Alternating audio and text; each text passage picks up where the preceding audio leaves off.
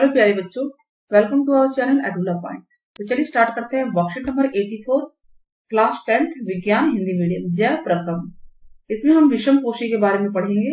विषम पोषी वो होते हैं जो अपना भोजन स्वयं नहीं बनाते हैं और दूसरों पर निर्भर होते हैं। तो इसके अंदर है प्राणी संपोषण, मृतजीवी पोषण, ठीक है, और परजीवी पोषण। अब प्राणी संपोषण क्या होते हैं? वे जीव जो संपूर्ण भोज्य पदार्थ का अंतर्ग्रहण करते हैं, भोजन को अंतर्ग्रहण अपने बॉडी के अंदर लेते हैं। उनका पाचन उस शरीर के अंदर ही होता है। जैसे मनुष्य हो गया और अमीबा हो गया। देखिए, हम सभी खाना खाते हैं, भोजन हमारे बॉडी के अंदर जाता है और उसके बाद उसका पाचन होता है। तो हमारे जैसे जीव जो है प्राणी संपोषण में आएंगे। तो मृत जीवी पोषण क्या होते हैं? मृत जीवी पोषण मतलब ये तरीका, इसमें जो जीव मृत चीजों के द्वारा यानी शरीर मरे हुए डेड चीजों से या सड़े गले कार्बन पदार्थों से अपना भोजन प्राप्त करते हैं, तो इनको बोलते हैं मृतजीवी। और इस पोषण को बोलते हैं मृतजीवी पोषण। उदाहरण हो गया फफूंदी, कवक।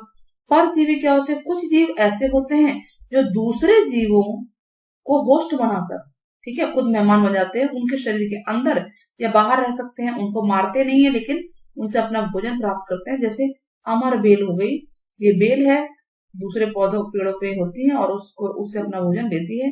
जूम हो गया, फीता हो गया, फीता कृमि हो गया, फीता और कृमि जीव, मतलब ये जीव जो है दूसरों को होस्ट बनाकर, है ना, दूसरों से अपना भोजन लेते हैं ना। देखिए, एक होते हैं एक कोशिकीय जीव और एक होते हैं बहुकोशिकीय। एक कोशिकीय जीव जैसे कि अमीबा है, उसमें एक ही कोशिका होगी और वो जीव भोजन का उसी कोशिका द्वारा भोजन को ग्रहण करेंगे, यानी संपूर्ण सतह के द्वारा भोजन को ग्रहण किया जाता है।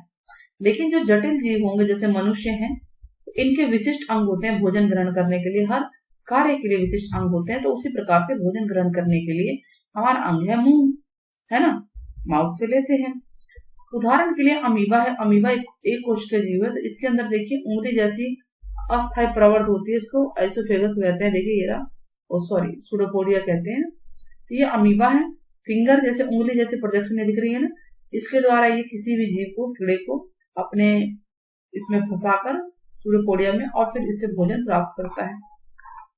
तो ये अमीबा में है। पैरामीशियम भी कुछ ऐसा ही एक कोशिकीय है, उसका निश्चित आकार होता है और भोजन का निश्चित स्थान होता है। इस तरह की शेप होती है, इस तरह की शेप होती है और ये बाल की तरह स्ट्रक्चर होता है जो अपने आसपास आने वाले छोटे मोटे कीड़े मकोड़ों को इस बाल से जो है लपेट कर अपने इनको ग्रहण करता है।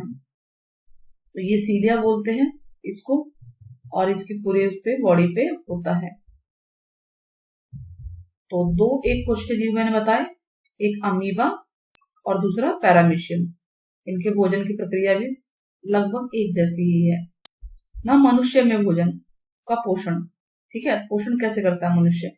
तो देखिए, कोई भी जीव है, कोई भी सजीव है, जो लाइफ प्रोसेस की बेसिक क्रियाएं होती है, जो मेन है, ठीक है, जैव प्रक्रम की, वो है पहले तो भोजन का अंतर्ग्रहण करना, भोजन को लेना, कोई भी जीव, मनुष्य हो, अमीबा हो, फिर पाचन, अवशोषण, आत्मसात और निष्कासन।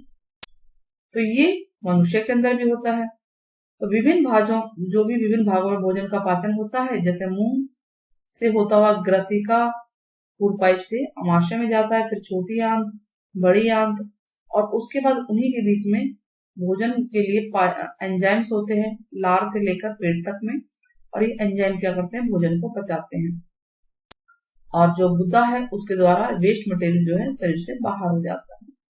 अब मुंह में कौन सी लार होती है? लार के अंदर कौन सा एंजाइम होता है? एमिलेज, जो कि स्टार्च यानी मंड को शर्करा में बदलता है। ये हमें याद रखना है। ऐसी अमाशय है, ठीक है। स्टमक के अंदर पेप्सिन होता है जो प्रोटीन को तोड़ता है, मतलब भोजन में से प्रोटीन को निकालता है, ठीक है, स्प्लिट करके।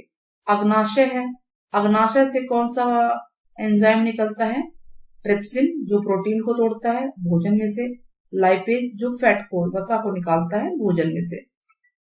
चलिए अब हम अभ्यास करते हैं। पहला क्वेश्चन है अमीबा का में पोषण का चित्र बनाइए। तो ये अमीबा में फूड आ रहा है, देखिए चित्र बनाएंगे। पहला स्टेज है, इसके अंदर ये सूडोपोडिया यानी उंगली जैसी स्ट्रक्चर है।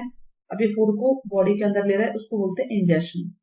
इंजेक्शन हिंदी में क्या बोलते हैं, यहाँ लिखा हुआ है आपका अंतः ग्रहण, तो आप इसको लिख लीजिएगा अंतः ग्रहण। उसके बाद पाचन हो रहा है, ये पाचन है। फिर एब्जॉर्प्शन हो रहा है यानी कि अवशोषण, अवशोषण। उसके बाद एसिमिलेशन क्या है, आत्मसात, आत्मसात हो गया है। फिर इजेक्शन क्या होता है, निष्कासन, वेस्ट मटेरियल को जो बॉडी से निकाला जा रहा है। तो ये है, इसका चित्र भी बन गया और सारे स्टेप्स बता दिए गए। प्रश्न 2, लार की क्या भूमिका है। जब पाचन करते हैं हमारे मुंह में लार आती है, तो लार में उपस्थित एमिलेज होता है, स्लेवरी एमिलेज बोलते हैं, लार एमिलेज। एक मिनट थोड़ा सा इसको मिटा देंगे। तो ये होता है लार एमिलेज, ठीक है, स्लेवरी एमिलेज। मात्रा ठीक से लगा देते हैं, लार एमिलेज यहाँ होगा, नहीं भी लिखेंगे तो भी चलेगा। वो लार में बदले एमिलेज है, वो जो मंड है, मंड यानी कि स्टार्च, उसको शर्करा शुगर में कन्वर्ट करता है। क्वेश्चन 3, क्रमांक कुंचन गति किसे कहते हैं। ठीक है, तो आहार नली की जो मांसपेशियां ना सिकुड़ती है, देखिए खाना खाते हैं, शिथिल होती है, रिलैक्स होती है, कॉन्ट्रैक्ट रिलैक्स होती है, इसी को क्रमाकुंचन गति कहते हैं, जिसकी वजह से भोजन जो है इस आहार नली से होता हुआ, देखिए ये पिक्चर दिखा रखा है, भोजन यहां से होता हुआ, फूड पाइप से होता हुआ हमारे पेट पे पहुंच जाता है। पेट में पाचन में ध्यान रखिएगा, स्टमक से फिर ये जो है छोटी आंत में जाता है, ये छोटी आंत है, फिर ये बड़ी आंत में जाता है। अब हमारे अमाशय में जो अम्ल निकलता है, यानी इसके अंदर अम्ल निकलता है स्टमक में, उसकी क्या भूमिका है। तो जो अमाशय में स्थित जो अम्ल है, अम्ल कौन सा है, वो HCl, हाइड्रोक्लोरिक एसिड। तो वो भोजन के पाचन में सहायता करता है, पहला काम। दूसरा, जो जीवाणु होते हैं, बैक्टीरिया होते हैं, उनको मारता है, ठीक है, जो बाहर से आ जाते हैं खाने में साथ में। भोजन, पचे हुए भोजन को अवशोषित करने के लिए शुद्रांत, शुद्रांत का मतलब होता है छोटी आंत, कैसे अभिकल्पित किया जाता है। तो चलिए पढ़ते हैं। पचा हुआ भोजन छोटी आंत में अवशोषित होता है, हमें पता है, और ये पचा हुआ भोजन छोटी आंत की दीवारों से गुजरता हुआ हमारे रक्त में मिल जाता है, और रक्त के माध्यम से ही भोजन, जैसे ऑक्सीजन जाता है ना रक्त के माध्यम से पूरी बॉडी पार्ट तक, तो भोजन भी शरीर के अन्य भागों तक पहुंचाया जाता है, ठीक है, जहां इसकी आवश्यकता होती है। तो इस तरह से अवशोषण, एसिमिलेशन हो जाता है ना।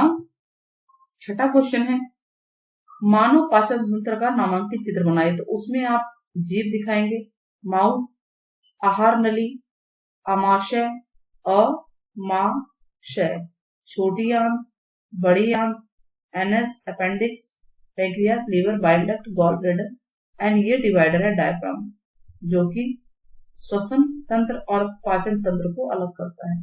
इसको बहुत सुंदर सा चित्र बनाइएगा और कमेंट बॉक्स में जरूर बताइएगा कि अग्नाशय, अग्नाशय से जो ट्रिप्सिन निकलता है, ठीक है, ट्रिप्सिन ध्यान देना, उसका क्या कार्य है।